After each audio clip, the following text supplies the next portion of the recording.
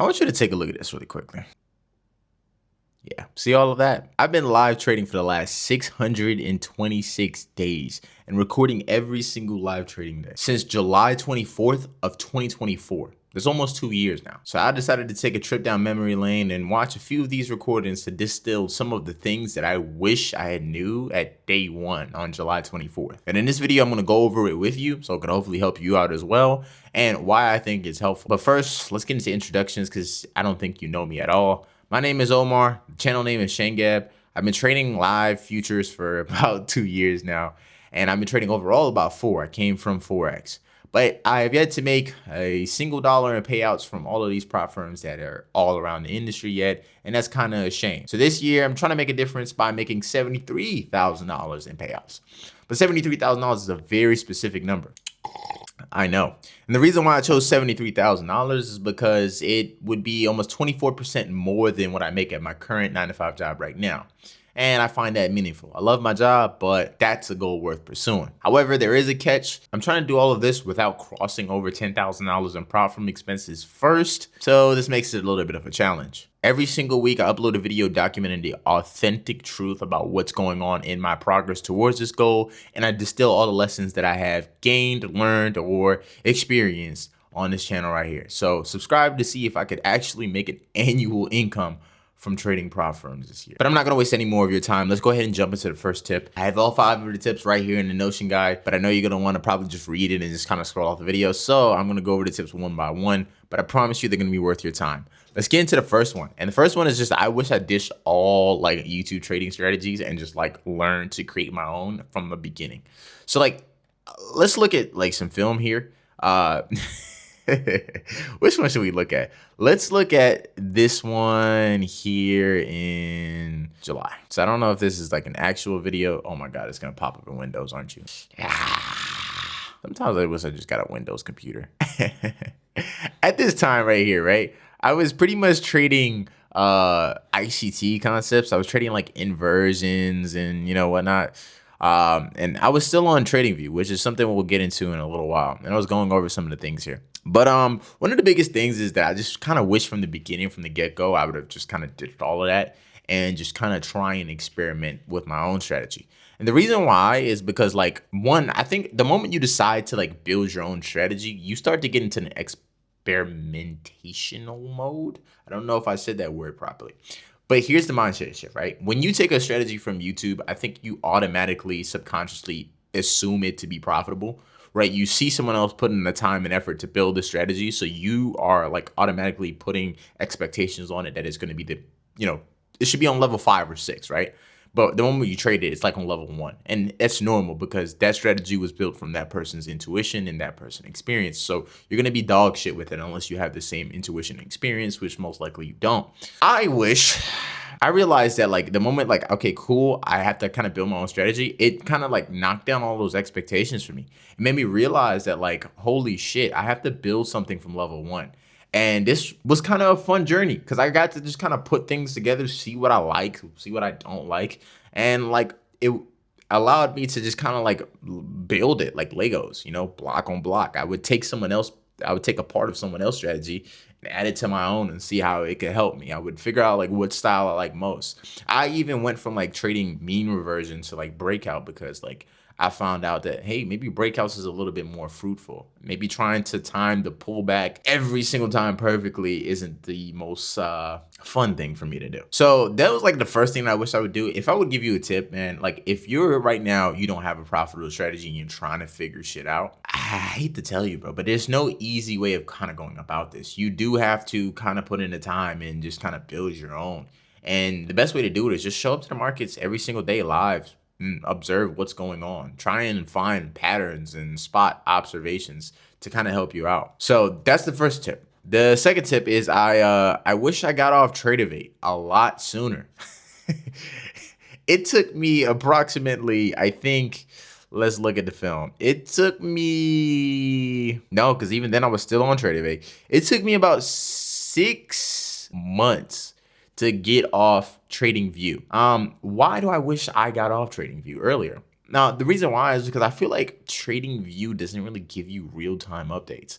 I mean, like, Yeah, sure. You see it updates. It looks like it updates in real time. And a lot of traders use it and they're perfectly fine with it. But like for me, the moment I switched to Tradeovate, I noticed a difference instant. Like I was able to get the information almost, it felt like faster. And I was able to make decisions a lot quicker because I wasn't like relying on like trading views latency. Now this is what I'll say. I'll say if trading view works for you, bro, don't change it. If it works, keep it. But like if you want to experiment, go ahead, try Tradeovate. A lot of prop firms use Tradeovate and it's like really smooth.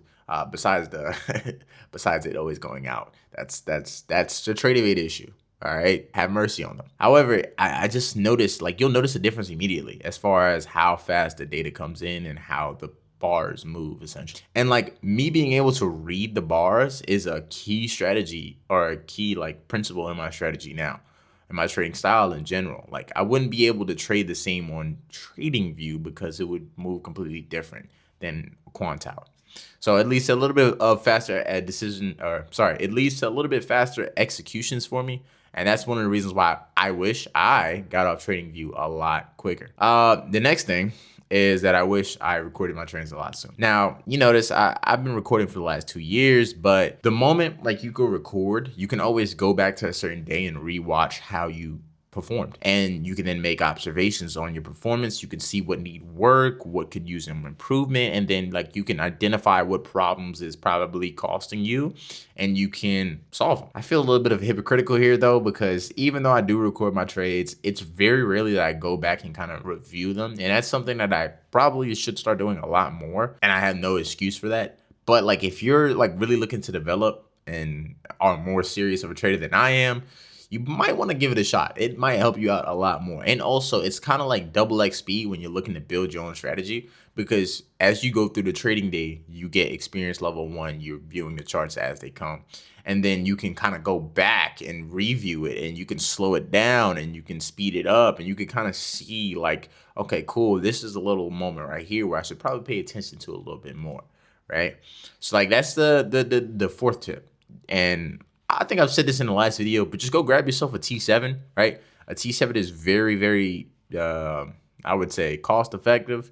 It gives you a terabyte. I've had it for 2 years. You can use Streamlabs with it and you record a shit ton of data in trades as well too. Now, the fourth tip that I wish I kind of realized a lot sooner is that the strategy isn't inherently unprofitable. You're just trading it in the wrong conditions. No strategy is inherently unprofitable, I would say, or argue actually. I would just say it depends when you trade them. And to kind of like illustrate this in a clearer point, think about this, right? There's really 2 styles of trading. There's breakouts and then there's like mean reversion, right? When it comes to breakouts, you're kind of, what are you predicting? What are you betting on? You're betting on that market will continue in a direction. When it comes to mean reversion, you're betting on market will reverse and revert back to some mean that you assume is there and present. So like, okay, cool. If we understand these on like a fundamental first principle level, then like, why would you trade breakouts in a market that has been showing you for the last 15 minutes that it's been mean reverting? I wish I could kind of like repeat that to myself every single time I'm trading. But it's the truth, right? Why would you do that? It's kind of like asking to lose almost, you know? So like when I first started out, I would trade styles, but I wouldn't really know like what markets they would kind of succeed in and like what conditions they would be really good in. And I was just kind of one size fit all. Like, okay, cool, this should work in every condition.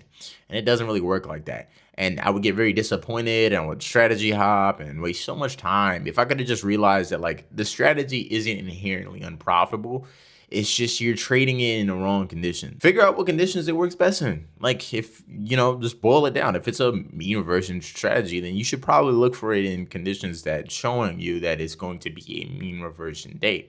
Those are the days that you test it out. The problem is like we only have really like 1 or 2 strategies, and it's like, okay, cool. There's almost, I would want to say at least 10 plus different market conditions. It's hard to trade them all. So it's like, all right, cool. When do I use this and when I use that? It's something that you just have to figure out through experience. Last but not least, the last tip that I would give to date oneself is that I wish I realized a lot sooner that I don't need to know what the next 20 minutes is going to do because I make money knowing what the next 2 minutes will do. My trade duration, I don't even know if I said that word properly. Trade duration. My trade duration is 59 seconds. That's longer than me in bed. However, I'm always kind of looking at the 15-minute and looking at the hourly, looking at the daily, like, oh, where is this going to go in the day? For me, it doesn't matter because I'm only going to be in trade for 59 seconds. Which means I only really at maximum need to know where we're going in the next 2 to 3 minutes. This kind of just helps you kind of filter. Like it just kind of eliminates the noise. I didn't want to give like cookie cutter ass advice that you hear like pretty much from every YouTuber that just wants to upload a video to say that they uploaded a video this week. I wanted to give stuff that actually would have helped me out at day one. Now that's not going to be, it's probably not going to be helpful to you, honestly, because this is tailored to my own trading experience, but maybe you can take one or two things and experiment something and, come up with something new, or it just gave you an idea of like what to look for. But, I just want to preface this. I'm not claiming I'm profitable. I am not profitable. Not yet, at least. But these are some of the things that if I knew at day one, it probably would make my journey a lot easier. And I could avoid a lot of these potholes and, mistakes that have been costing me months on my journey. I hope you guys enjoyed this video. I hope you not necessarily enjoyed, but I hope you actually kind of got something of value from it. And if you did, subscribe. Yeah, thank you. And yeah, my motto, man. I'll see you guys in the next video, and be a problem solver. See you guys next time. Until the last time. That low cut is not a good look. My head is way too big.